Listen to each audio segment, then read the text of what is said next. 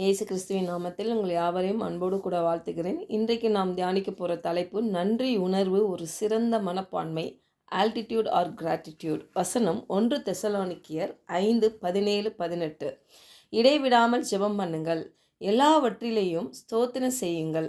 அப்படி செய்வதே கிறிஸ்து இயேசுவுக்குள் உங்களை குறித்து தேவனுடைய சித்தமாக இருக்கிறது. ஹல்லேலூயா.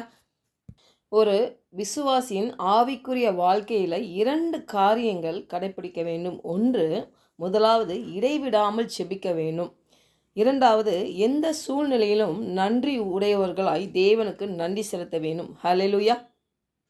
பாருங்க, அநேகர் ஜெபம் பண்ணுவது அப்படின்னாலே விண்ணப்பம் செலுத்துவது, தேவன்கிட்டேருந்து நம்ம வாங்கணும், தேவன்கிட்டேருந்து இதை பெற்றுக்கொள்ளணும், தேவன்கிட்ட இந்த குறைகளை நான் சொல்லணும், இப்படி நினைக்கிறாங்க. பாருங்க, எல்லா டைம்லும் நம்ம விண்ணப்பம் செலுத்தணும்னு அவசியம் கிடையாது. பாருங்க, ஒரு வாட்டி சொல்லிட்டா போதும். பாருங்க, மற்ற டைம் நம்ம கடவுளுக்கு நன்றி சொன்னாலே போதும், நம்ம பெற்றுக்கொள்வோம். அதுதான் நம்ம செய்கிறதில்ல. பாருங்களேன், அந்த ஜெபம் என்பது ஒரு உறவு, தேவனோட ஒரு ஐக்கியம், தேவனோட பேசுகிறது. நம்ம குடும்பத்தில் எப்படி பிள்ளைங்களோட, குடும்பத்தில் இருக்கிற நபர்களோட நம்ம எப்படி பேசி நம்ம உரையாடுகிறோம், அதே மாதிரி பரிசுத்த ஆவியானவர் உங்களுக்குள்ளே இருக்கிறார், உங்களை வழி நடத்துகிறார். ஜெபம் என்பது தனிப்பட்ட ஒரு டைமில் வைத்து ஜெபிப்பது ரொம்ப நல்லது. அதே சமயம் அந்த டைம் மட்டும் ஜெபித்து மற்ற டைமில் அவரை நினைக்காம இருக்கிறதுலாம் கிடையாது. எல்லா சூழ்நிலையும், நீங்கள் வண்டி ஓட்டும் பொழுதும் இல்லையா, வேலை செய்கிற பொழுதும், எல்லா டைம்லையுமே கர்த்தர் உங்களோட இருக்கிறார். நீங்களே தேவனுடைய ஆலயமாக இருக்கிறீர்கள், தேவனுடைய ஆவி நம்மில் வாசமாக இருக்கிறது. அப்போது அந்த உணர்வோட ஹல்லேலூயா ஜெபிக்க வேண்டும்.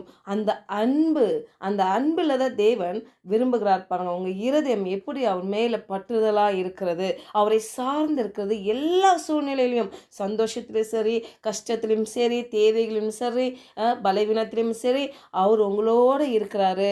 உங்களை அற்புதமாய் வழி நடத்துகிறவர் உங்களோடு கூட இருக்கிறார். அவர்கிட்ட எப்போதும் நம்ம ஜெபிக்கலாம், நம்ம தேவைகளை சொல்லலாம். ஆண்டவரே, நீங்கள் இந்த காரியங்களை எனக்கு எப்படி செய்ய போகிறீங்க, அவர்கிட்ட ஆலோசனை கேட்கலாம். பாருங்கள், இதுதான் ஜெபம். அப்போது இப்படிப்பட்ட அந்த இடைவிடாத ஜெபம் பண்ணுங்கள் என்று இங்கே பவுல் நமக்கு சொல்லுகிறார். ஹல்லேலூயா. இரண்டாவதாக, எல்லாவற்றிலும் ஸ்தோத்திரம் செய்யுங்கள்.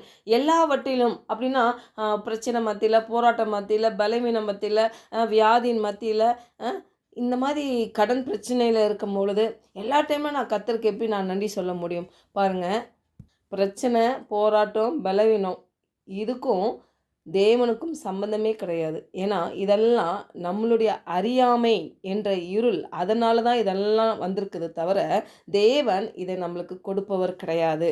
அப்போது நம்ம இதெல்லாம் வந்திருக்குது அப்படின்னும் போது தேவன்கிட்ட, ஆண்டவரே இதையெல்லாம் காட்டிலும் நீங்கள் பெரியவர், நீங்கள் எனக்குள்ளாக இருக்கிறீங்க, என் பலவீனத்திலே நீ பரிகாரியாக நீங்கள் செயல்படுகிறீங்க, ஆண்டவர் உங்கள் தழும்புலாம் நான் தெய்வீக சுகம் பெறுகிறேன்னு சொல்லி விசுவாசத்தோடு அவருக்கு நன்றி சொல்ல வேண்டும்.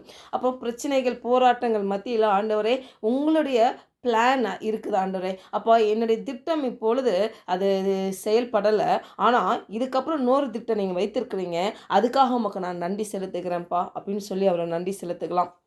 ஒருவேளை எனக்கு குறைகள் இருக்குது, என் பண தேவைகள் இருக்குது, நான் என்ன செய்ய போகிறேன்னு எனக்கு தெரியல, அந்த டைமில் எப்படி நான் அவருக்கு நன்றி சொல்லுவேன் அப்படின்னு நீங்கள் கேட்பீர்களானால், நீங்கள் அவருடைய வசனம் சொல்லுது, உங்கள் குறைவெல்லாம் கிறிஸ்து இயேசு மகிமையிலே நிறைவாக்குகிறார். அவருடைய வார்த்தையை வைத்து அந்த வார்த்தையை அவங்க வாயில் பிரகடனம் பண்ணி அதை நிறைவேற்றுகிறதுக்கு அவர் வல்லவராக இருக்கிறார் என்ற ஒரு விசுவாசத்தில் அவருக்கு நன்றி சொல்லுங்கள். நீங்கள் ஒன்றுக்கும் கவலைப்படாமல் எல்லாவற்றையும் குறித்து உங்கள் விண்ணப்பங்களை ஸ்தோத்திரத்தோட கூடிய செபத்தினாலும் வேண்டுதலினாலும் தேவனுக்கு தெரியப்படுத்துங்கள். அப்போது நம்ம கவலைப்பட வேண்டிய அவசியமே இல்லை. நம்ம பரம தகப்பன், நம்ம மேய்ப்பர், நம்ம பரிகாரி, நம்மளை வழி நடத்துகிறவர், ஹல்லேலூயா, நம்மோடு இருந்து நம்மளை வழி நடத்துவார். அவர் வார்த்தைக்கு நம்ம கீழ்ப்படியணும்னு சொல்லி நம்மளை விட்டு கொடுக்கணும். பாருங்கள், கொலோசியர் 4:2 பாருங்கள், இடைவிடாமல் ஜெபம் பண்ணுங்கள், ஸ்தோத்திரத்துடன் ஜெபத்தில் விழித்திருங்கள். அப்போ என்ன பண்ணுமா, எந்த சூழ்நிலையிலும் சரி, எந்த சூழ்நிலையிலுமே விழித்திருக்க வேண்டும். அவர் நம்ம கூட இருக்கிறார் என்ற வெளிச்சம் நமக்கு இருக்க வேண்டும். ஹல்லேலூயா. பாருங்கள், இந்த இடைவிடாத ஜெபம் அப்படின்னும் போது வேதத்தில் ஒரு உதாரணமாக நம்ம தானியேலை பார்க்கலாம். பாருங்களேன், பிரதானிகளுக்கும் சேனாதிபதிகளுக்கும் மேற்பட்டவனாக இருந்தான் இந்த தானியேல். பாருங்கள், இந்த தானியேலுக்குள்ளே ஒரு விசேஷித்த ஆவி இருந்ததுனால அந்த ராஜா என்ன நினைக்கிறாரு, இந்த ராஜ்யம் முழுமைக்கும் இவனை அதிகாரியாக ஏற்படுத்தணும்னு சொல்லி ராஜாவோட எண்ணங்கள் இருக்குது. பாருங்கள், இதை அறிந்து கொண்ட அந்த பிரதானிகளும் அந்த தேசாதிபதிகளும் என்ன பண்ணுறாங்க தெரியுமா? இவனுக்கு விரோதமான ஒரு காரியங்களை செயல்படுகிறார்கள். பாருங்க, இந்த தானியேலு தேவனுக்கு முன்பாக ஜெபம் பண்ணி விண்ணப்பம் பண்ணுகிறதை இவங்க பார்த்து அதை ராஜா கிட்ட போட்டு கொடுத்து இவனை எப்படியாவது தண்டனை இவனுக்கு வாங்கி கொடுக்கணும் அப்படின்னு சொல்லி பாருங்க சில காரியங்கள்லாம் தானியலுக்கு எதிராக பண்ணுறாங்க. ஆனாலும் பாருங்களேன், தானியல் விட்டு விடவே இல்லை. அவன் பாருங்க, இந்த ராஜா ஒரு பத்திரத்தில் கையெழுத்து போட்டார். யாரெல்லாம் ராஜாவை தவிர வேறு எந்த தேவனையும் வணங்கக்கூடாது ஒரு 30 நாளைக்குன்னு சொல்லி கட்டளை இட்டிருக்கிறாரு. அதை அறிந்து கொண்டுமே இந்த தானியல் பாருங்க, அவன் அந்த மேல் அறையில் எருசலேமுக்கு நேராக பல கனிகள் திறந்திருக்க பாருங்க, அவன் 3 வேளையும் தேவனுக்கு முன்பாக முழங்காட்படியிட்டு ஜெபம் பண்ணி ஸ்தோத்திரம் செலுத்தினான் என்று வேதத்தில் எழுதியிருக்குது.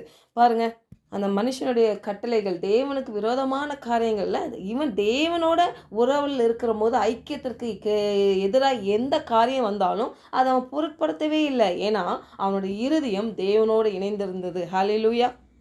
யார் இவனை சிங்க கேபியில் போட்டு சிங்கத்துக்கு இவனை இரையாக்கணும்னு நினச்சாங்களோ அவங்களே உள்ளே போய் சிங்கத்துக்கு இரையானாங்க. பாருங்கள், இதுதான் தேவனுடைய மகிமை. ஹல்லேலூயா. பாருங்க, அவரை தேடுகிறவர்கள் ஒருபோதும் வெட்கப்பட்டு போவதில்லை. எந்த சூழ்நிலையிலும் பாருங்க, உங்களுக்கு எதிராக மனிதர்கள் என்ன செய்தாலும் சரி, உங்கள் பேரை கெடுத்தாலும் சரி, கர்த்தர் உங்களோடு கூட இருக்கிறார். நீங்கள் தேவனோடு நீங்கள் ஐக்கியமாக இருக்கும் பொழுது, உங்கள் வேண்டுதல்களை ஸ்தோத்திரத்தோடு செலுத்தும் பொழுது தேவன் உங்கள் பட்சத்தில் இருக்கிறார். ஹல்லேலூயா. தேவன் நம் பட்சத்தில் இருக்கும்போது நமக்கு எதிராக நிற்பவன் யார் என்ற வசனம் சொல்லுது. அதனால் நம்மளுக்கு எதிராக இருக்கிறவங்க, நம்ம நன்மைகளை கெடுக்கிறவங்க, நம்ம ஆசீர்வாதத்தை கெடுக்கிறவங்க, நம்மளுடைய நல் வாழ்க்கையை பொறாமப்பட்டு நம்மளை அழிக்கணும்னு நினைக்கிறவங்க முன்னாடி கர்த்தர் தலை நிமிர செய்வார். ஹல்லேலூயா. பாருங்க, கிறிஸ்து இயேசுக்குள் நம்மை குறித்த தேவனுடைய சித்தம் என்ன தெரியுமா? அவருக்கு நன்றி செலுத்த வேண்டும், ஸ்தோத்திரம் செலுத்த வேண்டும்.